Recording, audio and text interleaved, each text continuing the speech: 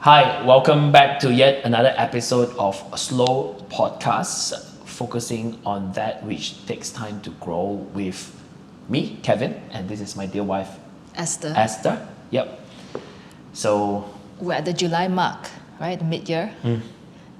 And I hear a lot of my friends very overwhelmed with life, work. I think it's quite normal, right? Yeah. Like people hit that mid-year mark where they feel like giving up. I've had those thoughts Yep. sometimes at night. yeah. So why does that? Why is always this mid-year mark that people tend to lose focus, and they contemplate giving up, doing nothing, they slack off. It's always around June, July. Well, actually, people slack or find the midway really hard because the sustainability is always the real test of success, right? And it is also the time where the hype, the euphoria has ended. Whatever we set out to do in January, all the New Year resolutions, They have already tried many times. and probably given up and chuck it away. And then the grind. I think we all like the start and everybody loves the end because especially when the end is good. But the grind, the sustainability of the grind, it's where it is the toughest, where there's no more applause, no partying, no celebrating of the mid-year. And if you want to be able to do well and achieve something and succeed, to me, that is the most critical point. The most critical point is you got to overcome that. It could be boredom, it could be the same repeat. So when you're able to overcome that, then you always find yourself on the other side doing way better. So when we talk about grind, I can think of the everyday basics, right? Like it's not just work, not just family, all the little things that happen every day because our lives consist of many, many different parts. And when we talk about how to have like a healthy lifestyle that sustains this grind and hard work, what are we really talking about? What are those elements that affect a person's daily grind? Let's talk about that. Yeah, when we first started out this podcast, we call it slow because we find slow is not just talking slowly or eating slowly or walking slowly or doing slowly what ought to be done in the correct pace. Slow means what we're trying to achieve is to focus on that which takes time to grow. Yep. Certain things takes time to grow. And in life, there are basically 4 things I think are very important to ensure that we are fit for the grind. Wow, fit for the grind. And it's a good time to talk about this in this mid-year mark, Yeah. right? So that they can evaluate themselves and Number we one. can evaluate ourselves how we're faring in this. Yeah. Number 1, we got to deal with our sleep. Okay, Number 2, sleep. we got to deal with our stress. Number 3, you got to deal with our food intake. Number 4, you got to do with our exercises. Now, these 4 things is actually got to do with our lifestyle to maintain that we are fit for the grind. Wow, sounds good, fit for the grind. So firstly, That should be the topic of this podcast. yes, let's call it fit for Fit the grind. For the grind. Because I think number 1, maybe in the mid-year, the sleep is not so great anymore because we are very troubled. And it's got to do with our lifestyle, right? We're very troubled From the stress. from the stress. Maybe we're not hitting the milestones, the markers are not matched. So when sleep's affected, we won't be able to function at an optimal level because you wake up grouchy, tired, your mood is affected. So maybe usually when people think about the grind, they think about focusing on the job, get the job Yeah, done. yeah. But it is the back end that is not seen, not heard, not talked about, that is actually affecting the performance. So I think sleep is important. It's horrible when you cannot sleep. Yeah, so when someone's stressed out, worried, it's hard to sleep, right? Because Yeah. they overthink. So then what are some of those practical ways that could help somebody sleep? And I thought of this thing that we personally do is we make our bedroom feel like it's really late at night. Yes, Right? yes, Well, yes. that's one of the reason how we got our young one to sleep, Early. because he's just Yeah. he doesn't want to sleep, right? So We have to give context to our listener. So basically, after dinner, it's usually about 7. We'll hang out a bit in the living room, play with him. But we already start drawing up the curtains and start turning off the lights Yep. and make it really dim. dim, By 8 o'clock, it feels like midnight. yeah, Feels like right. Then by 8:30, he will be in bed, he's like knocked out in 2 minutes, knocked out in 2 right? minutes. And I think the bedroom makes a huge difference. I think when it comes to sleep, how you condition yourself or your body that hey, it's time for rest. I think probably something that a lot of those that get overwhelmed with stress, something they could practice is to have that habit of winding down, like what is involved in that winding down, but the Yeah. environment makes a huge difference. Yeah. Like we use blackout curtains, right, to to block out any lights Yep. from, because we live in the city, so it really feels dark, Yep. and sometimes it's so dark you don't even know it's Daytime. daytime. Yep. Right, so that is one thing that works for us. Yeah. We don't need soothing music to put us. Yeah. But To I think sleep. soothing music is good. Yeah. To play certain music at a very low frequency that will actually help your mind to calm down. So that helps. I think the winding down period, you need to work on what actually stimulates your brain too much that causes you to not be able to sleep. For example, if you're too intense doing your work Yeah. in your bedroom, on your computer, or watching a highly intense kind of a movie, or just scrolling, but because there's too much light emitting into our brain.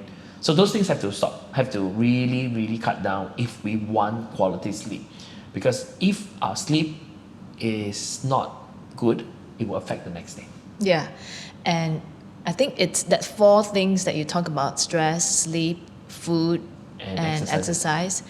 exercise. I don't think we can examine it one without the other. Yeah. Because when you talk about sleep, probably your daily activity affects it too. Whether you're probably overwhelmed in your mind, but your body maybe is not really tired because you hardly walk. You just sat in the office Yeah. the whole day eating junk food or whatever food, and so it doesn't work to your advantage. Yeah. So exercise, having enough activity, and this was something our PT told us, right? If you don't even have time for a hard workout regime, walking is something that all of us should strive to do. And I've been checking my steps every single day on my watch. Sometimes if I work in the office doing coaching calls, my daily step is just 1,000. That's low. That's low. Yeah, that's really That's low because unhealthy. yeah. And I realized I really don't walk because I just sit there. So sometimes that affects my sleep because I feel like I'm not tired enough. Right? And my then mind the brain is and my mind is like overstimulated. Yeah, Yeah. by work and everything else. So I would then have a bad sleep. Yeah. So I think with exercise, how do people start thinking about daily activity to get themselves more physical? Irwin McManus once told me, right, the best way to hit your steps count is to do it first in the morning. When you wake up? When you wake up and go to the gym or go for a walk, hit as high as you can in the morning. Like first thing before, get it done out of the way. So if you can hit like 6,000-7,000 steps in the morning, wow, I think it's very hard for a lot of people. 6,000-7,000 steps would It's about require a 5 kilometer maybe 6 kilometer kilometer walk on the treadmill. on a treadmill. Yeah. Just walk, right? Or because if your goal is 10,000 a day, if you do 6,000, you probably need 2,000 to go to the car, walk to the restaurant for lunch, go, talk to people walking around, and then you probably hit 2,000 there, 6,000, then you have 2,000 in the evening. So before your meal, after your meal, just do a light walk. Okay, when we think about walking, it's very complicated in our culture, in our environment, not our culture, because we're in a what is the outline? What is our weather line here? Hemisphere? No, it's not hemisphere. What? What is We're at the equator. Equator, Katulistiwa, right? Katulistiwa is Malay, by the way, if you are listening to us from other country. Equator, right? So it's humid. It's really, really hard. So say if you walk in the gym, 6,000 steps, 2,000 while living your everyday life, going to the car park, restaurant, office, colleagues, talking to them. And then the last 2,000 steps, do you want to walk outside? Do you want to walk in the gym, or you have somewhere? There must be a certain amount of game plan, because otherwise every day kind of like, so hot today, I don't feel like walking. It's going to be hot every day. Yeah, yeah. You know, if your option A it's gym, option B, if it's not too warm, you go outside, fix it. And I think that really helps. And I totally believe if we set something like this in our daily schedule, make it a habit, and commit to it by making sure that it is quite assimilated into our lives, I think it'll work. And I think it requires a lot of intention to do that. It's hard, right, actually? Yeah, because Everybody has an intention. Yeah, it's a chain reaction, right? So you don't have a good sleep, so you can't wake up. So when you get up, you rush to work and you simply eat, and you get to work, you are stressed, and you don't walk, you just sit there and try to work, and you get home, you still work, you hurriedly eat your dinner, and then you can't sleep because you're overwhelmed. Next day again. I guess that's that daily grind of this mid-year thing. Yeah. So to really put intention is to focus on maybe one thing that you want to change first. Because whatever you change is like a system, right? When you change something in your lifestyle system, the other parts will be affected, especially stress. Yep. Right, so I think with walking is probably the easiest to start off with, because all of us have legs, we can walk. Whether it's walking up and down your home for a start if you have no gym, or walking up and down the steps, or walking around the neighborhood. I like it in our gym. A lot of people watch a series walking the treadmill. Yeah. I don't do that because treadmill is training for me. So I'm usually like running and sweating like a madman. And people would just do that. So it's just combining things to make it happen. Our friends in the US, when they record a podcast, they can't shoot short podcasts like us. Their minimum time, they told us, is 45 to 50 minutes, because that's the time people are on the treadmill at the gym. And they need it to last, right? So make it work for you, right? In whatever, if you are someone who's into podcasts, how do you then do two things at the same time to make sure you put your steps in? And then there's food. Okay. As an element. So we talk about sleep. Sleep is affected if we don't walk. So we have to walk so that you can sleep. But then we have to talk about food. Food. Yeah. Right? And in our Asian culture, we eat our food really fast. Yeah. Right? It's not really like Western dining where you have your starters, you finish your starters, and then your main course comes, and then your dessert. Asian food is, we want it hot. Right? So it's all served at the same time. We eat every dish at the same time while it's hot, and we can finish it in 5 minutes. Yeah. And recently we invited some friends over. So you started doing this omakase style kind of dining. Yeah.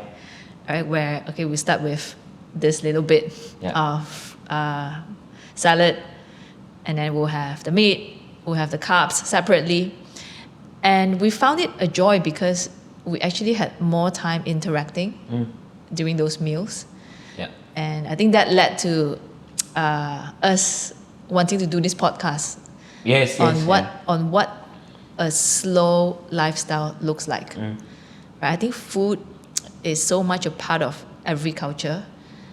If we could also put intention to how we have meals. Yeah. Right, occasionally with each other, eating slowly. I think as a people, we are very pragmatic. We just want to get things done. So We food have to is learn like, to, oh, we just need eat it energy. Just to go, yeah. right. So I think we need to incorporate other elements other than just doing the thing by putting meaning to it, like having a meal with somebody, so that it's not just I'm lonely or what. It's just learning to enjoy the company of each other. And when it comes to food, and we were talking about fit for the grind, food affects people. Yeah. Food, if we just eat too much, we become sleepy, especially we are high in rice consumption. So that's an issue. But it is also the overeating of certain food that is causing us to be not healthy. So there are all kinds of regime, right? There's like keto diet, there's like intermittent fasting, and there's all kind, right? But in order to have a healthy diet, I think to discover what is sustainable for our kind of life, for your kind of lifestyle, I think that's most critical. Which means we cannot too intense, not eating for a season because we want to fit in the suit, the gown, the dress, and then once that event is over, we're back to normal. So that's not a lifestyle. We're not creating a lifestyle. We have to create a lifestyle where there's a balance between food intake, exercise, sleep, and managing stress. That it's not about limiting what we eat. It's about reordering how we eat. And I think that's important because so when we have our PT, right, it's like he always keep checking, like, what are you eating today? What have you done in the exercise? Why are you still hungry?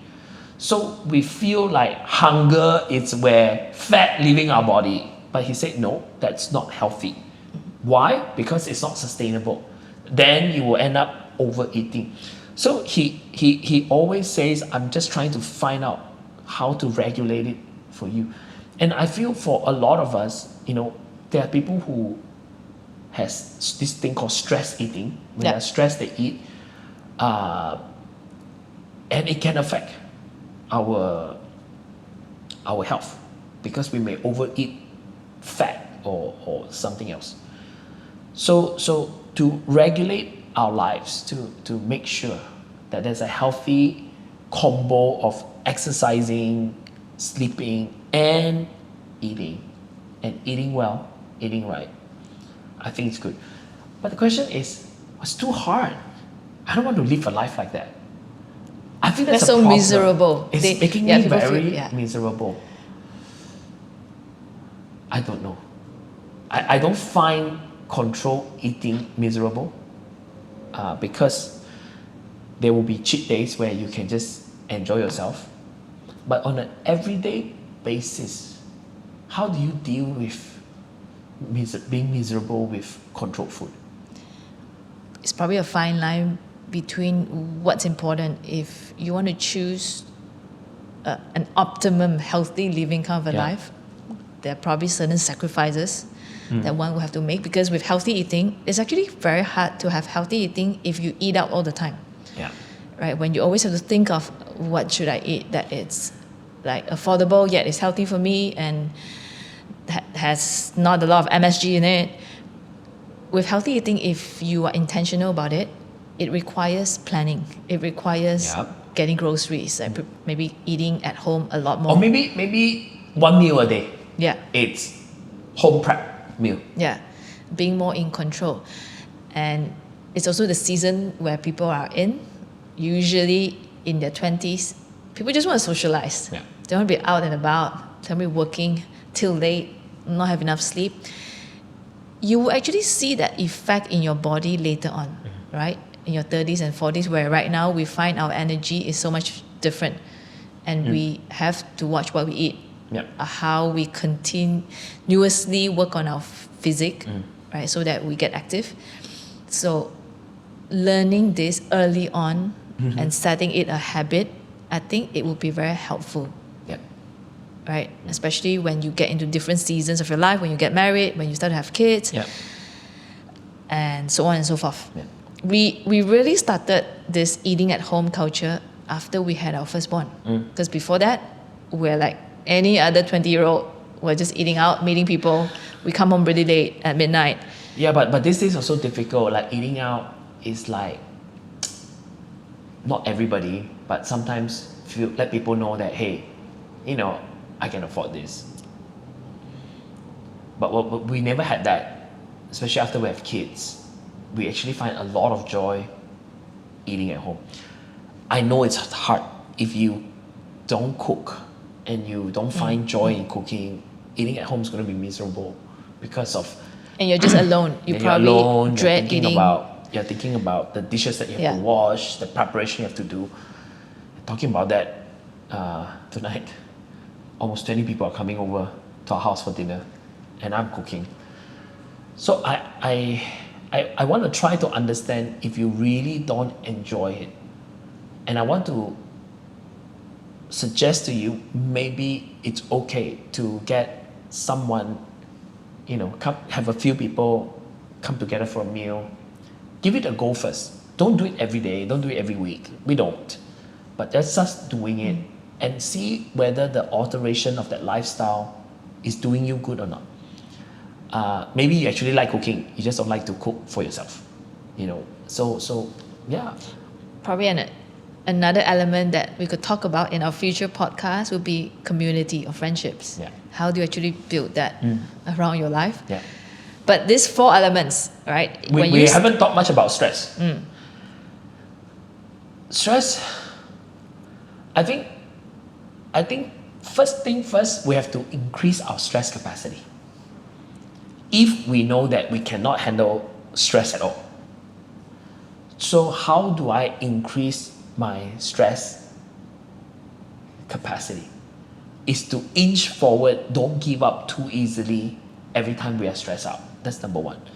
Number 2, there are real stress that you don't have to carry them, which means the work that you're doing, right, is way more stressful than your maximum capacity. And I think when we hit that, we should have the courage to say, I can't do it anymore. But that is internally wired in everybody, and only you will know.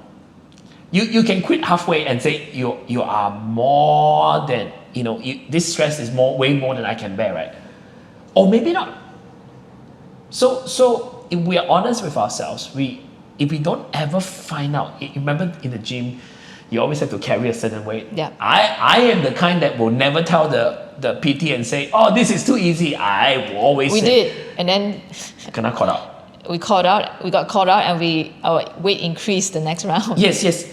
So I know I could do more, but I'm not willing to do more.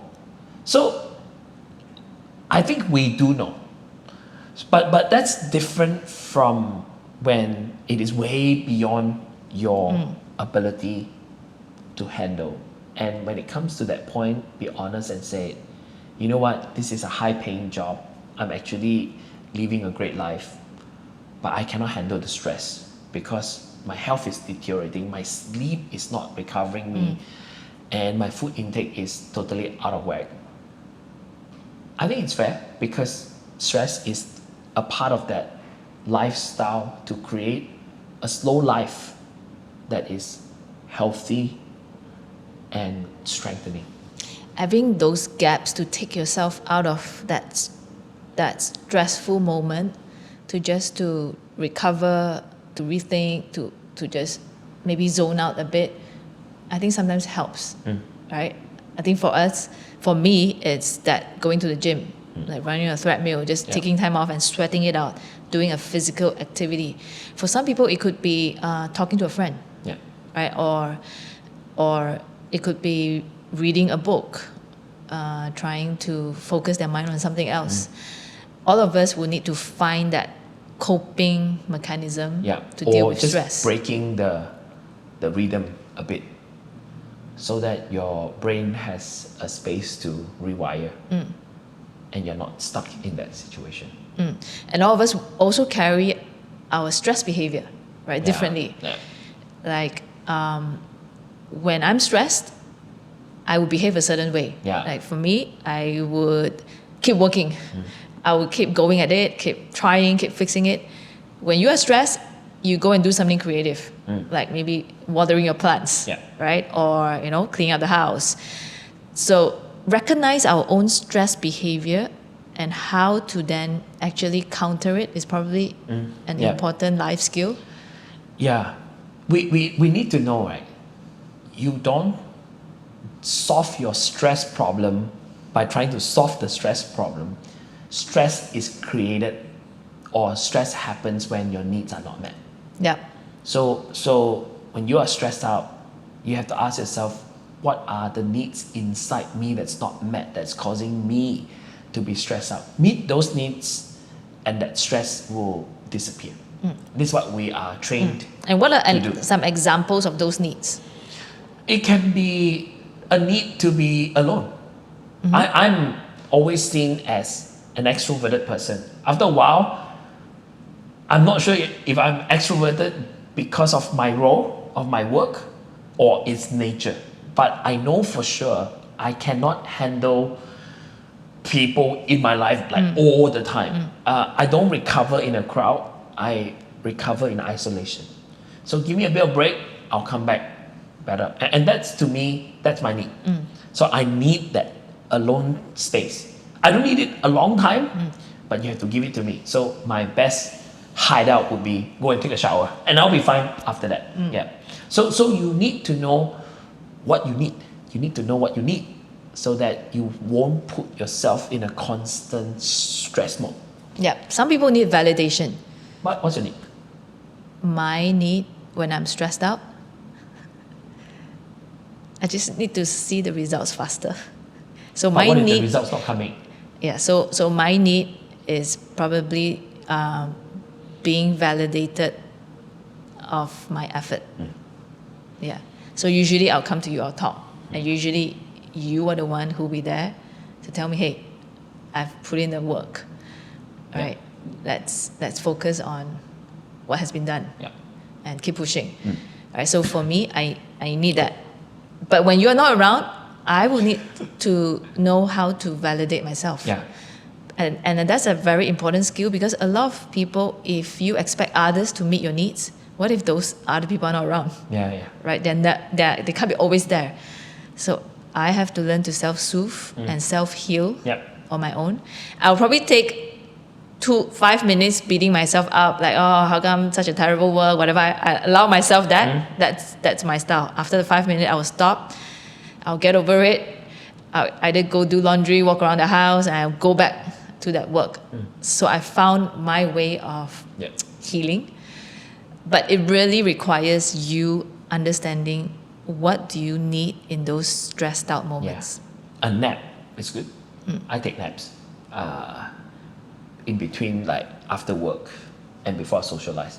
So we hope that this episode of our podcast give you some ideas of what you can work on. Of course, if you have any question or you like to ask us, we are more than happy to answer them. And one last thing to conclude, when you think about stress or the grind, you cannot think of stress as an item alone.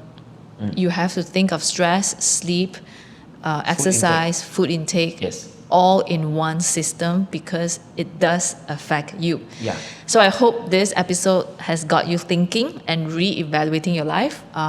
If this has been helpful, like, subscribe, and share it with somebody. Yeah. Remember, you can ask us the questions that we hope we can answer them for you. See you in the next episode. Bye.